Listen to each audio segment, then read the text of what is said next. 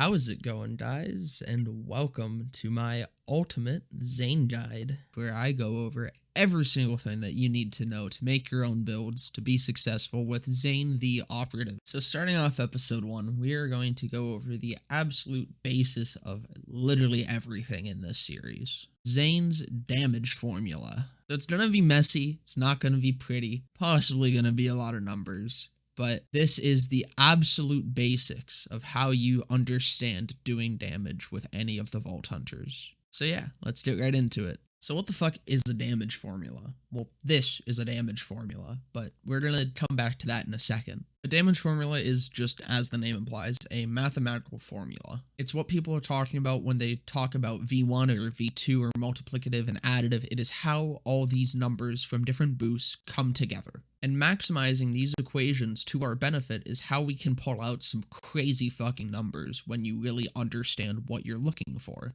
And before I tell you what it is that Zane wants in his builds, we're gonna have to bring out the formula again. Now, I know that this looks absolutely terrible and scary, and there's so much shit happening here, but I'm gonna walk you through it, and I'm even gonna simplify it down to this. And suddenly it's way easier to understand, right? You just have your base damage, which is provided by your gun. You have your gun damage bonuses. You have your V1 and V2, which is just damage bonuses that are multiplied with each other. Splash damage bonuses, elemental damage bonuses, your crit bonuses, and then just a bunch of random shit that we can't really touch. I'll leave that up in the corner just for reference. And we're going to take a look at the expanded formula again. However, this time I have changed the color of the text of every boost that comes from Zane's skill trees themselves. So as I'm sure you can notice, an overwhelming majority of Zane's skills boost purely gun damage. Like, that part of his formula is just so incredibly bloated. It's kind of insane. Now it gets even crazier because just out of violent momentum alone, as an average, while you're just kind of running around and like jumping and shooting things,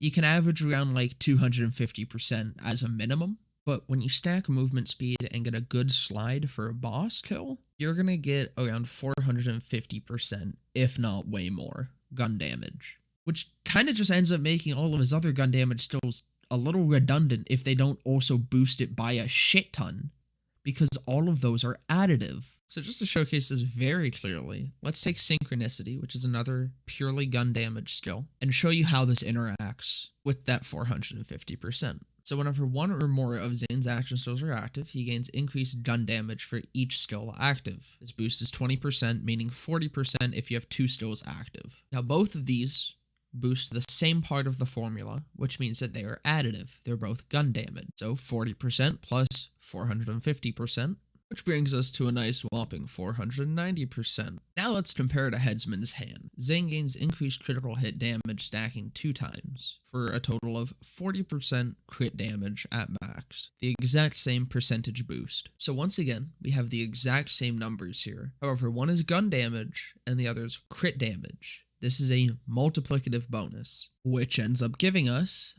18,000%. Of course, these are percents, so you divide them by 100. You've gone from, with your additive, having a 4.9 times bonus to your initial damage to a 180 times bonus to your initial damage. So I hope that goes to show exactly why it is we want to diversify our formula as much as we can. This, of course, isn't to say that we don't want any more gun damage than just violent momentum. All of Zane's gun damage boosts are pretty good, and even if they don't boost things as much as other things, having a bigger number to multiply is always welcome. I'll go over that more in the skill tree part of this series, but for now, I just want to showcase just how important it is to evenly distribute your numbers between these formulas. This is why things like the Icebreaker Victory Rush are so good. The Icebreaker is V2 damage. The Victory Rush is V1 damage. Within that artifact alone, you are getting a multiplicative bonus, which is also excluding any splash damage rolls or elemental rolls that you may get on that artifact.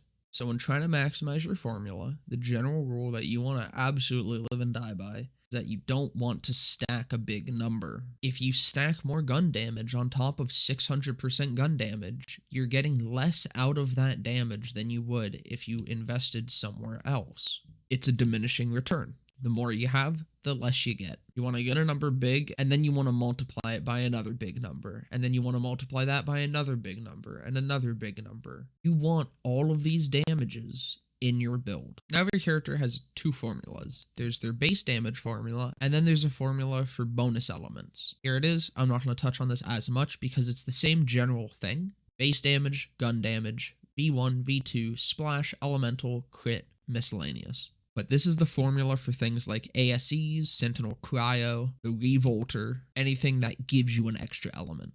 But yeah, that about does it. If there's anything that you aren't clear on, or you just want a question answered, leave it in the comments, and I will be sure to reply. Definitely subscribe if you're interested in the other parts of the series. I will be uploading them weekly. Hope you guys enjoyed, and I'll see you guys in the next one.